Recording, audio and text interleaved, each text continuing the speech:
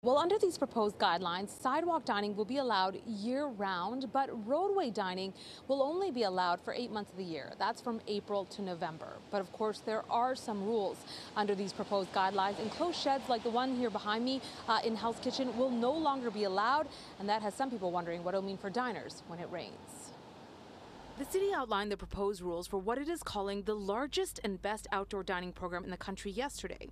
One of the biggest takeaways from the guidelines is that roadway and sidewalk structures will not be allowed to be enclosed. Now, awnings, coverings, and umbrellas are allowed, but optional. There must also be protective barriers and ADA access.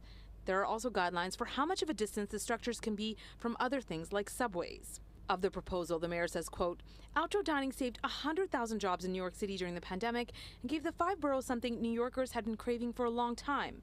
And now, thanks to this program, it is here to stay. He adds, our vision for the program will be developed in close partnership with restaurant owners, diners, and communities, and I'm confident it will be a win for the entire city.